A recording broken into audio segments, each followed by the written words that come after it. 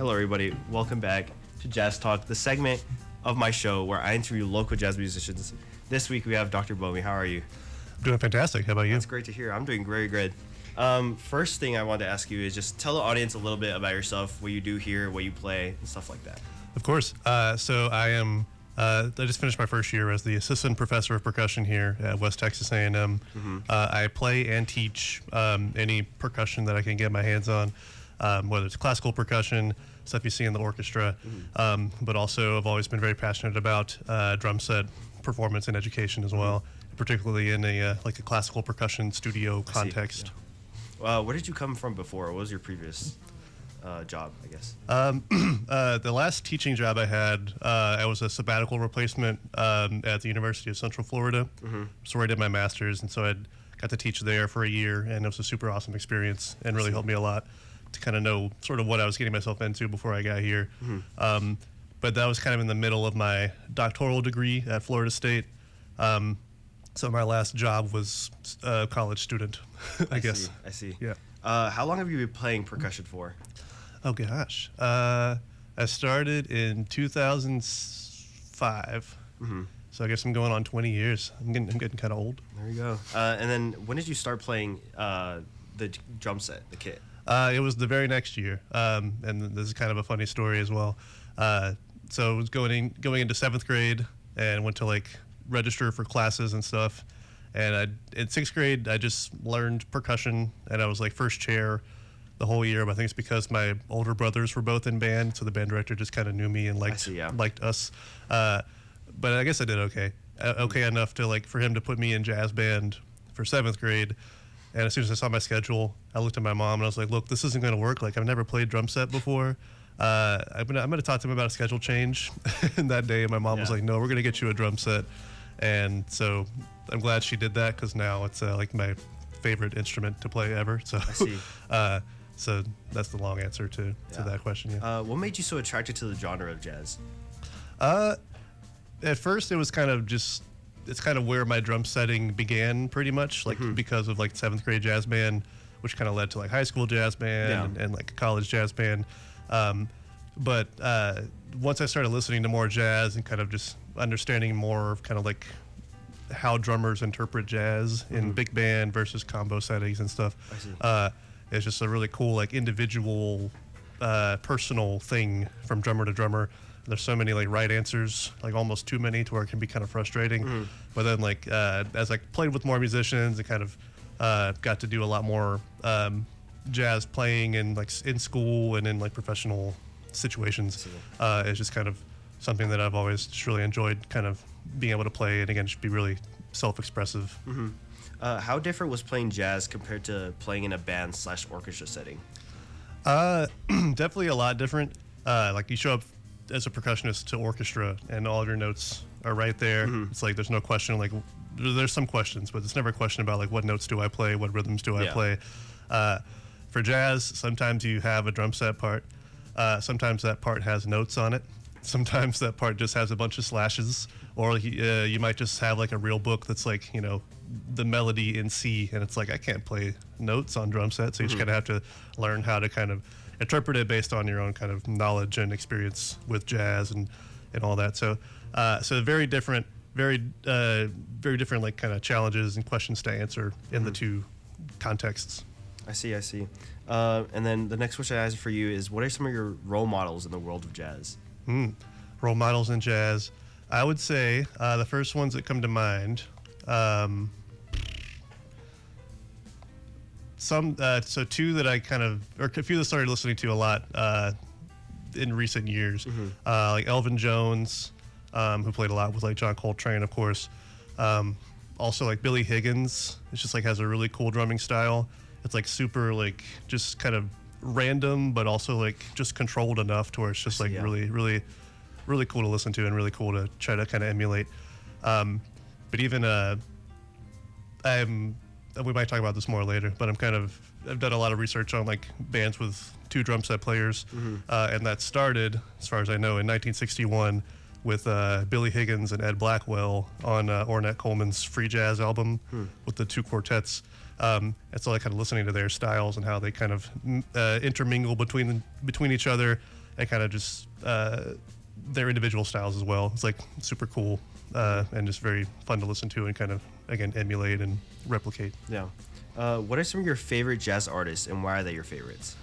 Favorite jazz artists? I like a lot more modern stuff, honestly. Like Snarky Puppy is a lot of fun just because it's like fusion. You still got jazz, and it's not as many like kind of standards and whatnot, but it's a lot of just like very jazz inspired, jazz influenced, and a lot of improvisation and things like that. So and just great catchy music, accessible for the kind of common listener, but also enough to kind of chew on for like the jazzier listeners. So I like it for those reasons. I also like, this is maybe a debatable topic potentially, but Jacob Collier. Some people might be like, that's not jazz, but I think, it's kind of like, there's definitely jazz influence in what he does, and he just kind of does his own stunts anyway. But the way he, seeing how he hears and stacks like harmonies and stuff, and adapts melodies and kind of implements all kinds of different styles on top of the jazz influences is just really inspiring. I see. What is one of your favorite subgenres of jazz? That be either by playing or listening to? I would say free jazz. Definitely in the playing style or the playing context, because it's just like it's a ton of listening. It's a ton of like you start and you're like, I don't know where this is going to go, but hopefully by the end you're like, that was fun, and we all made it to the end at the same time. And it's just kind of you never really sounds the same 2 times or 3 times. It's just kind of like it's just like a really unique moment that you're capturing, and listening to it as well. It's just really cool for that same reason. I see. When you're doing an improvised solo, what exactly is going through your mind? It kind of depends. If it's like if it's with a combo or something, and we're doing like a standard, then I'm probably hearing the melody in my head as much as I can, and kind of either kind of playing around that melody, the rhythms, or the kind of sort of arc of the melody, wherever the higher or lower notes are. But I may just straight up play the melody and kind of try to sort of, if someone's listening, they might be like, oh, I hear the melody. Yeah. Or if they're listening, they might not really hear the melody, but I can kind of sort of use it just to kind of give me some ideas and inspiration, rather than just kind of being like, I don't know what I'm going to do. Gives me some sort of a foundation anyway. What is one of your favorite jazz albums, and why is it your favorite? I would say Kind of Blue. I think that's an easy answer. But for me, it was definitely like one of the first albums where like I was playing like jazz drum set or for one of my older professors in undergrad. And he was kind of like, have you heard this album? And I said no, and he kind of like scoffed. And I was like, okay, I guess I'll check it out or whatever. And then I was like, oh, this is actually like super cool. I see, yeah. So it's kind of just stuck with me for that reason. I see, yeah. Why do you think jazz and people's emotions have such a close connection? I think because again, like jazz is just such a personal art form, and there's kind of it's personal in that also, like I think with the history of jazz, a lot of the earliest like big names in jazz and big performers in jazz were like playing without maybe even knowing how to read music. They were just kind of like learning their instrument and learning how to express themselves through the instrument, whether they were thinking a lot about what notes sounded good with what chords or just kind of what felt right. And I think we wouldn't really see the same kind of thing with like rock and roll and other styles of music if not for those earlier traditions with jazz. So I think maybe that kind of that's at least part of the answer. Can you repeat the question? Why do you think people's emotions have such a close connection to jazz? I think also because there's just a lot of flexibility with like jazz instrumentation, and like you can really kind of make a song kind of feel sad or feel happy or feel angry, depending on how many instruments you add and kind of the tone of the guitar and things like that. I see.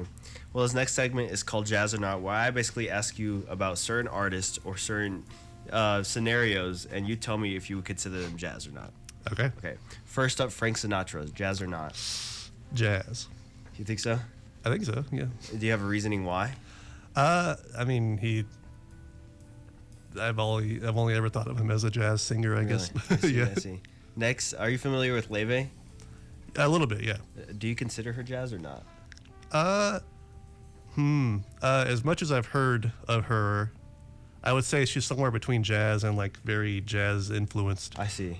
Because of like the harmonies, just the style of what she does. Like, there's nothing I've ever heard that feels very distant from jazz by Leve. I see. But I could be wrong. I don't know. I see.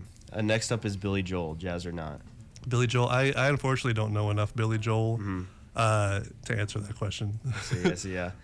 Next is when you play jazz sounding orchestra / band music. So like say you play like a more Latin piece, I guess, and it sounds there's very heavy jazz elements, but since it's in a band or orchestra setting, do you consider that jazz? I think yes, with an asterisk. It's like yes if it has like kind of moments of like improvisation and has some flexibility to it. If it's very much like just reading the instructions, like I don't know if either of you watched The Office. Yeah. There's an episode, it's like season 6 or 7 or 8 maybe, where Andy's like in the band in the basement, and he's like scatting, and then at the end of the song, he's like pulls out the sheet that he was reading during the scats, and I think he says like, I said like boobop instead of bebop or something at one point. Like, if it's that kind of band piece where you're like kind of reading every single instruction, feels less jazzy to me. I see. Next up is video game jazz. I would say I'll be controversial. I'll say yes. Okay, I see. And then last one is overproduced recordings. So say a lot for like video game jazz, or when people are making a movie, a lot of the art, what they do with the artists is get them in separate rooms and record them separately instead of being in the same room as a actual ensemble. Would you consider that jazz? I would say yes. Even if it's not like a actual human's connection? I would, yeah, I think I would say so. Like, yes. I see, okay. The next question I have for you is if you could take the writing ability or playing ability of any artist, who would you pick and why would you pick them? For playing ability, I would say Thomas Lang. He's a drummer who is really known for his like kind of 4-way independence, and like it's almost like way more independence than he really needs to like do. Anyone needs to do anything, but I mean he can play like rudiments with his feet while like doing some crazy free time stuff with his hands and vice versa. And it's like he just makes it look so like effortless and also still sound really musical. Yeah. So that's like something I've always wanted to be able to emulate. I see. And then I asked Pate and Mason this a couple weeks ago, but you personally, do you perform more when you have your kit? Do you perform more basic bare bones kit, or as many cymbals, as many drums as you can get? Most of the time, pretty bare bones, like snare, 2 toms, kick, ride crash, hi hat, maybe a splash. I see. You just don't really like. Do you appreciate the other things, or is it too much? I do like the other things sometimes. Yeah. It's in terms of like kind of having to haul everything to a gig or something. If I have to kind of set it up, play, tear it down immediately after, it's like I don't want to have to tear down a whole bunch of stuff or set up a whole bunch of stuff. If I can kind of set everything up like in a studio setting and kind of have it all in one spot, then I'll take all the cymbals I can get. I see. Just kind of have as many kind of crayons in my crayon box, I see. if you will. But replace the crayons with cymbals, I guess. Well, right before our interview, I actually played a song called Gears, which you are the drummer on that piece. Can you tell me a little bit about the album process and like how that happened, how that came to be, and what it was like recording with all those guys? Totally. It goes back to, I guess, like September of last year. Around September, it was the Amarillo Symphony like Hodgetown concert, just to kick off their season. And I was playing with the symphony, but I was also playing with like Dr. Nick Scales, who's the bass professor here. And I guess usually there's some sort of like jazz quintet or jazz combo that kind of opens up the show before the symphony plays. And it's led by Sean Vokes, who's like a local pianist and just amazing person, amazing performer. And so he had asked if I wanted to drum with like the quintet. It was me and him, Dr. Scales, Mr. Brazil, who's our guitar professor here, and also at Amarillo College, and Dr. Tevelite, of course, one of our incredible band directors here. That was the first time I played with Sean, and I was like super blown away by his talent, and it was just kind of a lot of fun to play with those guys. And then a couple weeks later, I'm like driving home from work. And I got a call from Sean, and he asked if I wanted to like play on his new album that he was writing, and I was like, absolutely. And so then, kind of from that point forward, it was a lot of like us literally getting together in Sean's living room, and or at least one of the rooms in his house where he has a piano, and we kind of get scrunched up in there, the four of us, me, him, Dr. Scales, and Mr. Brazil, and just kind of read through these charts that he wrote. Record some demos on Sean's iPhone and voice memos, and then go listen to those and rehearse it again a few weeks later. And kind of once we kind of had an idea of where we were going with each song, and then the recording process happened like late January, early February. I remember it was like the Friday, Saturday, Sunday of like the first week of classes in the spring semester. So, and it was literally Friday and Saturday recording. I think we did 3 songs each day, and I just played drum set at that point. Sunday we came in and kind of picked up a couple things and changed some things around and stuff. And for that, it was the drum set was just kind of isolated in one room, and I could see outside this kind of like porch door kind of thing, Sean and Mr. Brazil, and then kind of to their left, I guess, and where I could not see was Dr. Scales playing bass, upright and electric, but I could hear everything. And there's a lot of stuff on the album where we listen back, and it's like it sounds like we were all in the same room together. Like if you didn't know we were separated, you almost wouldn't really kind of picture it. And so it was super cool and just a blast to play with those guys. That's awesome. And then a couple weeks later, we got like the demos back from the studio. They hadn't been kind of mixed or mastered yet. But Sean asked me to add some percussion, so I took like just every single percussion toy I could find in my house, every shaker and every tambourine, and my 5-foot rain stick that you hear on the album, a gong that you hear on the album, and just a lot of stuff I'd also bought at some point. I was like, that looks cool, and then never used, and then I was like, oh, I get to use it now. Everything from again the 5-foot rain stick to like my tiny cabasa that I bought at TMEA this year is on the album. So it was that was also cool to just lay that down.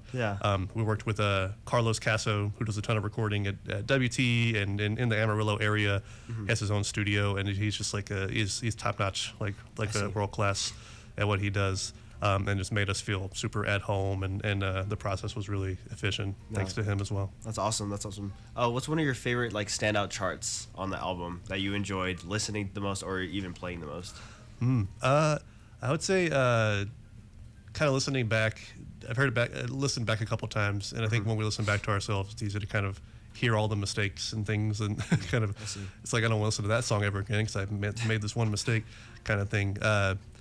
But when I listen back to The Storm Before the Calm, I'm like super happy with how the drums came out on that one. And I don't think I would change anything on that. But honestly, listening to Meandering Streams is probably one of my favorites. I'm happy with like how my part came out, but also just like everyone else's like solos and the way they played on it.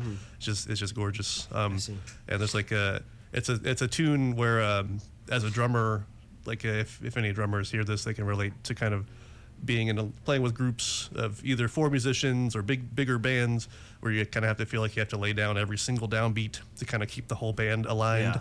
But with that song, I would just play like one note every measure or something, and they were just all like still super tight. And I didn't really like. I felt like I could just kind of lay back and not have to kind of like drive the bus so much. I could just kind of like coast to the bus, I guess. I see. So that was like a real treat to record that one, and just anytime we played that, it was like it's like a unusual experience for a drummer to feel that way. So it was cool.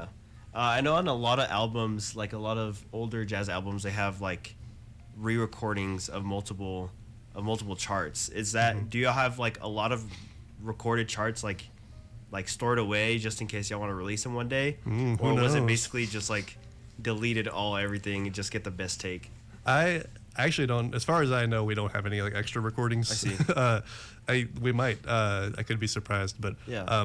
we took a bunch of takes of every song, and then just kind of ended up listening to them, and whichever one we were all happy with, we kind of made it to the album pretty much. There might be some alternate takes. I'm honestly not sure. I'm not trying to hide any secrets, or am I? But I don't know. Is this something you would want to do again in the future? Is this a nice experience that you really enjoyed? Absolutely, yeah. It's again, like, especially like just with the people I got to play with and with the people who were involved in putting the album together, kind of behind the scenes. Just a super enjoyable experience, and all positive, like nothing negative about the experience. So I would love to do it again. That's awesome. Anytime I get the chance. Yeah. What was one of the first times you were called up to gig? Specifically for like jazz drum set. The first one that comes to mind was in undergrad, and it's probably like my junior or senior year of undergrad. And I had a friend who played with this like community big band back in Mobile, Alabama, and they needed a drum set player like that night or something. And he explained it. It was like it's like a 3-hour set. And we just go and just sight read big band tunes, and it's a bunch of like band directors and stuff who play every once in a while. So that was probably one of my first kind of like gigs and kind of main like consistent gigs for jazz drum set. And I remember specifically like packing up the school's drum set, 'cause I didn't own an acoustic drum set at the time. Packing up the cymbals and hardware and stuff. Driving about an hour to get to this venue.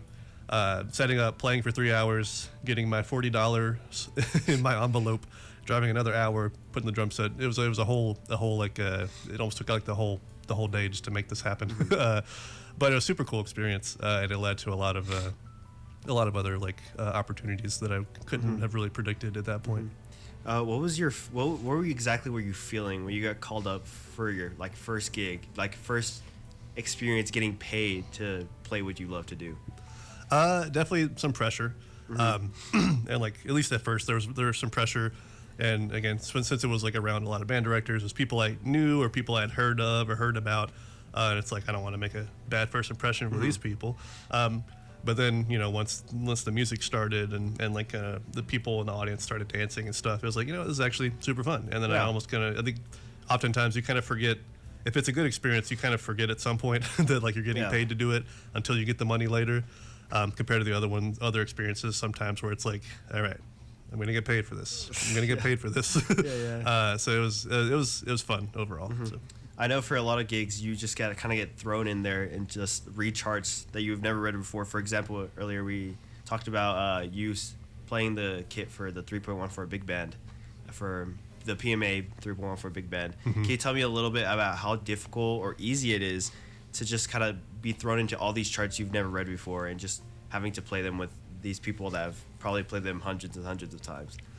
Well, thanks to the experiences I had back in undergrad with that community big band, it was helpful to kind of learn basically kind of like what my role is in those situations as the drummer. And it's like, as drummers, we love to play fast and play loud and be seen and heard and all this stuff. In those moments, I learned pretty quickly, it's like, you just got to like serve the band. I see. You just got to lay down something simple and solid. And like, as long as like the style is accurate and appropriate, like you'll have the little moments to kind of stand out. But for the most part, if you can just kind of lay down some basic time, it's something that everyone can feel comfortable with. If you can, and also kind of set up, particular hits with the band, so that they're like, okay, that's where I put my note. Then, like that's kind of just all I really try to do in those situations. At this point, anyway, a younger me would probably maybe try to stand out more and be more, steal the show or whatever. But I've kind of learned it's just not. It's just it doesn't. No one really likes that except the drummer, maybe. What is one of your favorite memories relating to jazz? Favorite memories. I think I would say the first one that comes to mind anyway is like high school jazz band. I think it was my senior year, and we were playing Chameleon, the Herbie Hancock tune, of course, and it was one of the many like big band arrangements of it. And for some reason, the band director let me take this like 5-minute drum solo in the middle of the tune. And it was even like at our concert, like everyone else in the band just kind of ended up walking off stage. And it was like planned, but they walked off stage and kind of just went and sat in the audience until I gave this particular cue to. I don't remember what it was now, but that was super fun and cool to just kind of like be in my own little world while that was going on. Yeah, that's awesome. How do you feel about the direction that jazz is currently going in? I think with jazz and even kind of all music, like everything, it just kind of influences everything at this moment. It seems like, I think that's cool. I think it's cool to see like just how everyone kind of, it's like if you kind of ask 10 people to like paint a picture of a cat or something, you're gonna get 10 very different cats. And like I think we kind of get that now with jazz and with all music. I think I'm happy to see like the kind of the more modern side of it and see like the homages to certain musicians or kind of the inclusions of certain musicians who are like super historic and prominent in the field and who are the reason that kind of jazz even is still around at this point. So yeah, I like it. I'm positive about it. Yeah, I see. What do you hope for the future of jazz? I don't know. I just hope it kind of stays personal, and especially with like with AI and all this stuff that's going around, AI music. I hope it doesn't. Like I can't really imagine a world where AI music like fully takes over human music and human like live performance. I just think I don't think that's going to really be topped by AI music. But I guess my hope is that is the case, that it doesn't take all of our jobs. I see, yeah. As a music educator, what do you hope to like, how do you inspire students to get into jazz and start taking jazz more seriously and almost taking it as their main form of musicianship? So in my kind of privilege, I'm privileged to like teach like classical percussion kind of primarily, where, as I've mentioned, you show up and all the notes that you need to play are right there on the page. You just got to kind of read the instructions. With drum set in like a classical percussion studio context, it's like almost it's definitely the most like personal that we get to be with music and performing it in a percussion context. So that's kind of something I really like to illuminate and like really drive home, like have them do drum covers of stuff. Like for juries this semester and last semester, drum set students were doing like covers of like rock and roll tunes or something, or stuff that they liked to listen to. And then for jazz, like even kind of doing like drum set transcriptions, or looking at drum set transcriptions and understanding kind of how certain drummers kind of approach the question of how to play jazz, but kind of trying to demystify it, I guess, is a big part of it. And it can sound just kind of like a bunch of noise and be really kind of strange and unusual if you don't listen to jazz. But showing them kind of some of the gateway stuff, the kind of blue-esque albums, so they kind of realize like, okay, there's a whole like spectrum to this genre. I see. And don't just throw them right into like John Coltrane maybe. I think hopefully that answers your question. Yeah. Once again, as being a music educator, how do you think it has helped you become a better musician overall? It's helped a ton. I mean, it's been like really important ever since I started teaching, which was kind of pretty much right after I graduated high school. Had to do a lot of teaching with like drum lines, classical percussion, drum set, world music, and it's kind of forced me to like really understand like the most fundamental like concepts of what I'm doing and what I strive to do. Kind of whether I'm working with someone who's never held drumsticks before or someone who has been playing for a long time but is kind of maybe doing something not super efficient in their playing, or they're like, they come to me and they're like, Dr. Boehme, like my wrist feels awful today. It's like it's helped me helping with those situations and hopefully solving those issues helps me in my own playing. Because then when I go to the practice room, I start to kind of like almost echo the words that I've been telling students, and I'm like, maybe I should try, doing this kind of motion on this marimba solo, or I should like really actually think about how my feet line up on this drum set groove versus my hands and stuff like that. It's just it's almost like a cheat code to becoming a better performer, I think. I see. Well, the last question I have for you is, what advice do you have for up-and-coming jazz musicians? Listen to a lot of jazz. And if you kind of find yourself in one particular area or neighborhood of jazz, like listen to all the other surrounding neighborhoods, I would say. Like listen to the weird stuff, listen to the super kind of, basic, in air quotes, stuff. Just take in as much as you can. The more you immerse yourself in the style, the more it just kind of starts to make sense, and the more you can kind of start to kind of speak that language. I see. Well, I like to give this little moment for all my guests to promote anything, promote any gigs, or for your case, promote your album. So the moment is yours. I'll promote the album. It's Mundane Fascinations by Sean Vokes. It's on Spotify. It's on Apple Music. There's some CDs that I think are also available. I have one anyway. But you could definitely digitally stream it. And yeah, again, super awesome album. I enjoyed playing on it, and everyone else who played on it is just absolutely phenomenal. Yeah, perfect. Well, I also wanted to thank you, of course, not only for being on the show, but being the new percussion professor. I know it's a lot of pressure, especially, filling someone's shoes that a lot of people looked up to. But I want to say you did a very good job. You're doing very great. I know the students adore you, and I just want to thank you for taking such a big position here at the school. And you've made an impact on a lot of people's lives, even though you don't really, you don't really teach everyone, but you have made a pretty big impact, and I just want to thank you for that, first of all. I really appreciate that. Of course. Thanks. And then lastly, the last thing I have for you is I asked my guests to recommend one song to be added on the playlist forever. What song would you like to recommend today?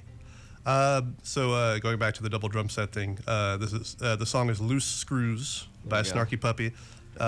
It's their third studio album, but their second album with two drummers. And the first one was Sput. I think people usually think of Sput or Robert C. Wright as one of the drummers, and that was his first album. And it's just a super groovy album and groovy tune. Perfect. There we go. And then, of course, we have the Polaroid picture. So if you want to see what pose Dr. Boehme has decided, then check us out on Instagram at Jazzy Fridays to see the post later today. But other than that, thank you once again for coming on to the show. You were a very great guest, and make sure to stay tuned. This is Jazzy Fridays, only on KWTS 91.1 FM.